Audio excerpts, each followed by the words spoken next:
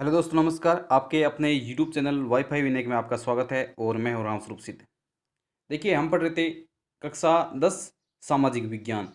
तो उसमें हमने पहला चैप्टर कंप्लीट कर लिया। पहले चैप्टर में जितने भी क्वेश्चन बनते हैं मैंने आपके सामने प्रस्तुत कर दिए हैं। जितने भी हर एक एक लाइन से मैंने प्रश्न निकाले हैं। तो पहला चैप्टर हमारा कंप्लीट हो गया। उसमें सबसे पहले मौर्य आए थे, तो मौर्य का अलग से हमने पहले वीडियो भी बना दिया है।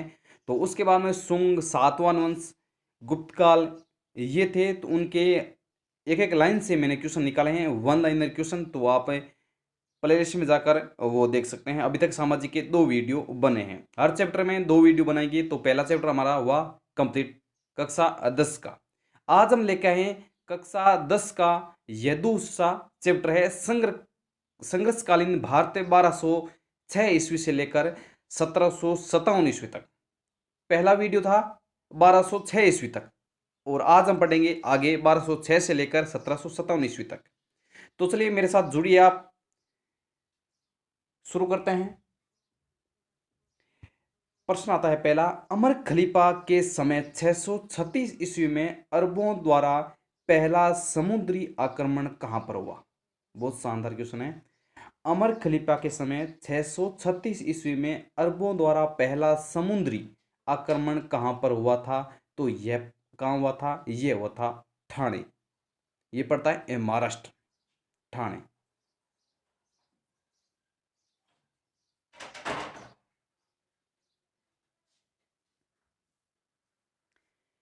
आगे बात करते हैं, भारत में मुस्लिम राज्य की शुरुआत कब हुई?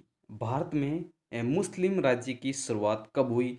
तो ये 1206 ईस्वी से मुस्लिम राज्य की शुरुआत होने लग गई। आगे बात करते हैं, दिल्ली सल्तनत की हम चर्चा करेंगे। ये चलेगा हमारे 1206 ईस्वी से लेकर 1526 ईस्वी तक। देखिए, यहाँ से मैंने सिर्फ वन लाइनर क्वेश्चन निकाले हैं। तो आप एक बार पुस्तक को जरूर पढ़ना, या पहले वीडियो देख लेना, उसके बाद में पुस्तक को पढ़ लेना, तो आपके कवर हो जाएगा। या पहले पुस्तक पढ़ लेना, उसके बाद में वीडियो देख लेना, तो आपके पूरा कवर हो जाएगा। इसमें बात करते हैं, इसमें पहले आते हैं कुतुबुद्दीन ऐबक। कौन आते हैं? कुतुबुद्दीन ऐबक। तो इनका समय था 1206 ईस्वी से लेकर 1210 ईस्वी तक इनका समय था। और इनका जो राज्यारोहण हुआ, वो राज्यारोहण कब हुआ? 1206 ईस्वी में हुआ। अब देखिए, इनकी राजधानी थी लाहौर, जो कि पाकिस्तान में अभी वर्तमान में। और इनका एक अन्य नाम था लाख बख्श, भी इन्हें कहा जाता था। इन्हें हसन निजामी को संरक्षण मिला था। किसका संरक्षण? हसन हसन निजामी का। अब देखिए, कुतुबुद्दीन ऐबक थे, तो जो कुतुब मीनार बनाई हुई है, तो उसकी जो पहली मंजिल ऐबक द्वारा बनाई गई थी, कुतुबुद्दीन ऐबक के द्वारा पहली मंजिल बनाई थी। उसके बाद में बात करें तो कुतुब मीनार का शेष भाग इल्तुतमिश ने पूरा किया। किसने? इल्तुतमिश ने पूरा किया। ये बात भी ध्यान रखना, प्रश्न आ सकता है कि कुतुब मीनार का ज्यादातर भाग किसने पूरा किया? तो हो जाएगा इल्तुतमिश ने। और पहली मंजिल की बात करें तो कुतुबुद्दीन ऐबक खुद ने बनी थी ये पहली। आगे बात करते हैं, प्रसिद्ध सूफी संत ख्वाजा कुतुबुद्दीन बख्तियार काकी की स्मृति में कुतुब मीनार का निर्माण करवाया गया था। प्रश्न आए कि कुतुब मीनार का निर्माण किसके समय करवाया गया, यानी किसकी याद में करवाया गया? तो ये था ख्वाजा कुतुबुद्दीन बख्तियार काकी, ये इनका पूरा नाम था। अब देखिए, कुतुबुद्दीन ऐबक के ये एक पोलो के खिलाड़ी थे। तो इनकी क्या है कि पोलो खेलते समय इनकी मृत्यु हो गई थी 1210 ईस्वी में। आगे बात करते हैं, इसके बाद में आते हैं इल्तुतमिश, जिन्होंने कुतुब मीनार के शेष भाग का निर्माण करवाया था। तो इनका समय था 1210 से लेकर 1236 ईस्वी तक। मुस्लिम साम्राज्य का वास्तविक संगठनकर्ता माना जा सकता है। प्रश्न आया कि मुस्लिम साम्राज्य का वास्तविक संगठनकर्ता कौन माना जाता है, तो ये माना जाता है इल्तुतमिश। किसका बेटा था? ये था कुतुबुद्दीन ऐबक का लड़का, लड़का नहीं सॉरी, ये इसका दामाद था। कुतुबुद्दीन ऐबक का ये दामाद था। और 1206 ईस्वी में रणथंभौर जीता। 1226 ईस्वी में रणथंभौर जीता, जो कि राजस्थान में स्थित है। आगे बात करते हैं रजिया सुल्तानी, आते हैं 3 नंबर पर। इनका समय था 1236 ईस्वी से लेकर 1240 ईस्वी तक। मलिक जलालुद्दीन याकुत को अमीर अखुर नियुक्त किया। देखिए अमीर अकुल क्या होता है? अमीर अकुल, प्रश्न ये भी पूछा जा सकता है कि अमीर अकुल निम्न से संबंधित हैं, तो ये होता है असौसाला का प्रधान। असौ मीन्स घोड़ा। असौसाला का प्रधान था मलिक जलालुद्दीन याकुत। इनको रजिया सुल्तान ने नियुक्त किया था। और आगे बात करें तो प्रमुख की बात करें तो ये थे। इसके बाद में थोड़े थोड़े नाम और आते हैं। बरहम शाही, इनका समय था 1240 से लेकर 1242 ईस्वी तक। मसूद शाह 1242 से 1246 ईस्वी तक। नासिरुद्दीन महमूद, इनका समय है 1246 से लेकर 1265 ईस्वी तक। इसके बाद में आते हैं गयसुद्दीन बलबल। बलबल का समय आ जाता है। दीवाने आरिज का पुनर्गठन, किसका? दीवाने आरिज का पुनर्गठन किसने किया? गयासुद्दीन बलबल ने।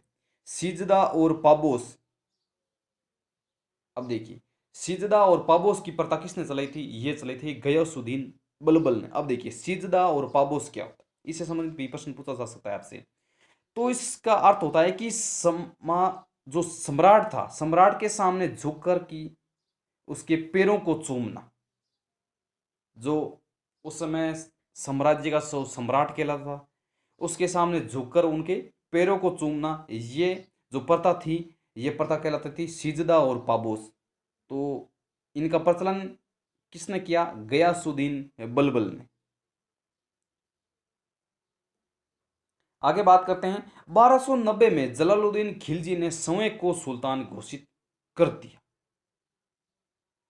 1290 में जलालुद्दीन खिलजी ने स्वयं को सुल्तान घोषित कर दिया। तो प्रश्न ये भी आ सकता है जलालुद्दीन खिलजी ने स्वयं को सुल्तान घोषित कब किया गया? तो 1290 याद रखना। आगे बात करते हैं खिलजी वंश आ गया। जलालुद्दीन खिलजी ने जब सुल्तान खुद को सुल्तान घोषित किया, तो उसके बाद में खिलजी वंश शुरू हो गया। अब देखिए खिलजी वंश कब हुआ? 1290 से लेकर 1320 तक हुआ खिलजी वंश। प्रथम शासक जलालुद्दीन फिरोज खिलजी, इनका पूरा नाम है जलालुद्दीन फिरोज खिलजी। ये थे इसके खिलजी वंश के प्रथम शासक। इसके बाद नाम आता है अलाउद्दीन। देखिए 1301 में रणथंभौर पर आक्रमण किया था। किसने किया था? अलाउद्दीन। अब देखिए राजस्थान का ये पहला युद्ध माना जाता है या साका माना जाता है, 1301 में हुआ था। राजस्थान का प्रथम साका हुआ 1301 में। कहां पर? रणथंभौर में। ये भी आप साथ में याद रखना। उसके बाद में हुआ था चित्तौड़गढ़ में, तो ये भी अलाउद्दीन के समय था। 1303 में चित्तौड़ आक्रमण हुआ था, ये तो सबको पता है। आगे बात करते हैं यसीमन उल खिलाफत नासिर अमीर उल मोमिनन की उपाधि किसने धारण की? ये धारण की थी अलाउद्दीन। तो ध्यान रखना इसमें कटके की नाम भी आ सकता है, तो आप पूरा नाम याद रखना। यसीमिन उल खिलाफत की उपाधि किसने धारण की? ये नाम भी पूछा जा सकता है। तो ये उपाधि थी अलाउद्दीन की, ये पूरा नाम आप याद रखना। यसीमिन उल खिलाफत नासिरी अमीर उल मोमिनिन, ये इनकी उपाधि थी। आगे बात करते हैं खजाइनुल फुतू में अमीर खुसरो ने अलाउद्दीन को विश्व का सुल्तान, किसका? विश्व का सुल्तान और जनता का चरवाहा पदवियों से विभूषित किया। वो शानदार लाइन है। खजाइनुल फुतू ने अमीर खुसरो ने, खजाइनुल फुतू में अमीर खुसरो ने अलाउद्दीन को, किसको? अलाउद्दीन को विश्व का सुल्तान और जनता का चरवाहा पदवियों से विभाजित किया। तो ये जो नाम है खजैनुल फुतूह, ये इनका ग्रंथ है। आगे बात करते हैं, पहला शासक कौन था जिसने सैनिकों को नगद वेतन दिया। बहुत शानदार क्वेश्चन है। पहला शासक कौन था जिसने सैनिकों को नगद वेतन दिया। पहले क्या वेतन नहीं दिया जाता है, कुछ अनाज या कोई आवश्यक वस्तुएं दे दी जाती थी, लेकिन अलाउद्दीन पहला शासक था जिसने अपने सैनिकों को नगद वेतन दिया था। तो ये थे अलाउद्दीन। अलाउद्दीन ने 1303 में अलाई किला बनाया और कोसे श्री की उपाधि की, और जो किला बनाया उसके 7 द्वार थे, ये भी आप याद रखना। आगे बात करते हैं, उल वासिक बिल्ला की उपाधि किसने धारण की थी। देखिए इन उपाधियों से संबंधित एक प्रश्न हमेशा आता है, तो आप अच्छी तरह से याद रखना। उल वासिक बिल्ला की उपाधि किसने धारण की। ये धारण की थी कुतुबुद्दीन मुबारक। देखिए एक बार याद नहीं आया तो आप वीडियो को 1 2 या 3 बार देखिए, अवश्य ही आपको याद होगा। उल वासिक बिल्ला की उपाधि किसने धारण की थी, कुतुबुद्दीन मुबारक। आगे बात करें, खिलजी वंश का अंतिम शासक कौन था। खिलजी वंश का अंतिम शासक कौन था, ये था नासिरुद्दीन खुसरो शाह। अब एक क्वेश्चन और आता है कि मौर्य साम्राज्य का अंतिम शासक कौन था। मौर्य साम्राज्य का अंतिम शासक कौन था, तो आप सोचकर बता सकते हो। तो मौर्य साम्राज्य का अंतिम शासक था वर्दत। कौन था, वर्दत। ये था खिलजी वंश। खिलजी वंश का अंतिम शासक हो गया नासिरुद्दीन खुसरो शाह। आगे हम बात आती है तुगलक वंश के बारे में। तुगलक वंश, देखिए ये इनके जो मुस्लिम साम्राज्य था उनके नाम भी इस प्रकार हैं। तो आप थोड़ी सी, आपको पता है कि थोड़ी सी कठिन नाम है तो भी, लेकिन याद करना पड़ेगा, क्या इलाज है। तो बात करते हैं तुगलक वंश की। तुगलक वंश में क्वेश्चन बनते हैं, अंतर्विरोध का विषमकारी मिश्रण रक्त का प्यासा किसे कहा जाता है।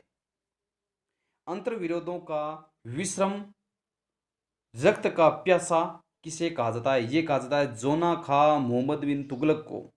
जोना खा मोहम्मद बिन तुगलक को। आगे बात करते हैं, फिरोज शाह ने दासों के नाम से नया विभाग खोला, उसका क्या नाम था।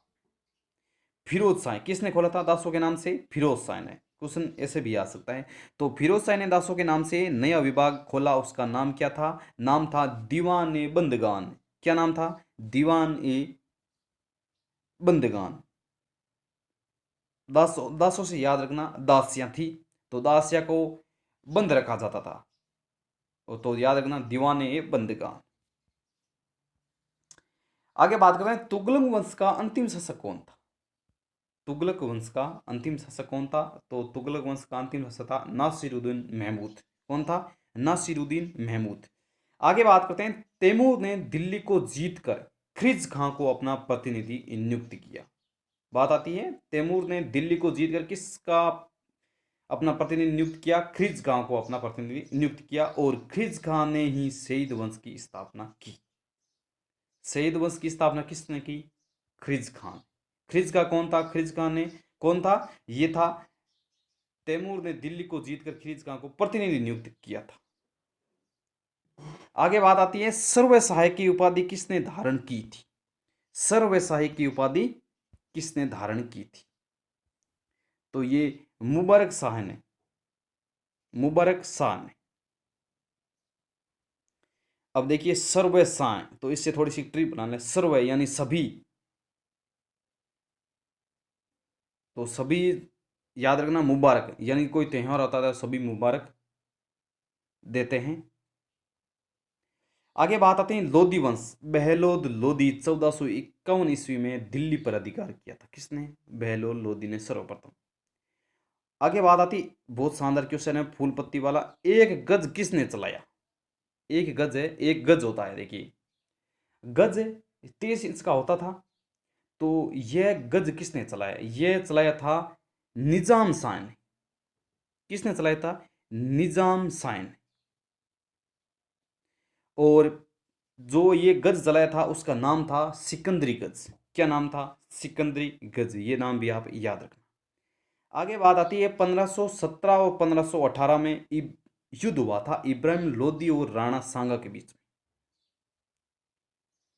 कौन सा युद्ध हुआ था? इब्राहिम लोदी और राणा सांगा के साथ युद्ध हुआ था। तो इसमें राणा सांगा की जीत हुई और इब्राहिम लोदी की पराजय हुई थी।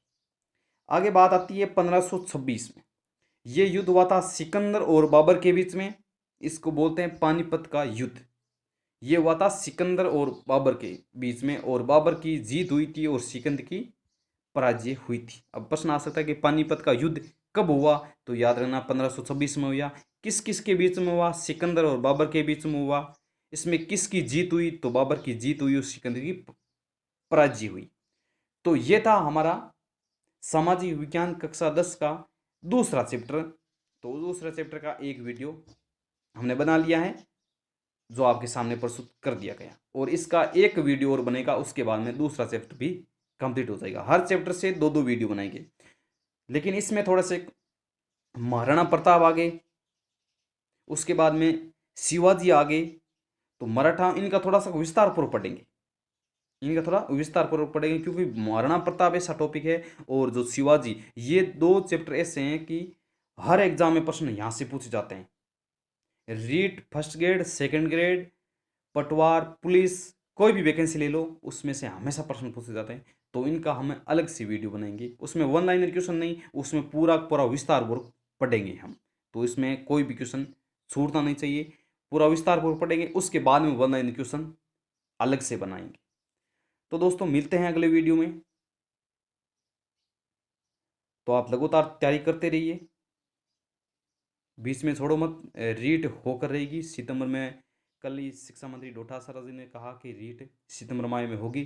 तो आप सितंबर माह को ही मानकर चलिए कि सितंबर में एग्ज़ाम है और अभी लॉकडाउन है, घरों में रहिए, अच्छी तरह से तैयारी कीजिए घर में रहकर। और ये जो वीडियो के साथ साथ में जो बाहर से आवाज़ आती है, ये घर से आती है, क्योंकि अभी सारे घर पर हैं, तो आवाज़ तो आती है, स्वाभाविक है। तो चलिए मिलते हैं दोस्तों अगले वीडियो में, तब तक के लिए नमस्कार, जय हिंद, धन्यवाद।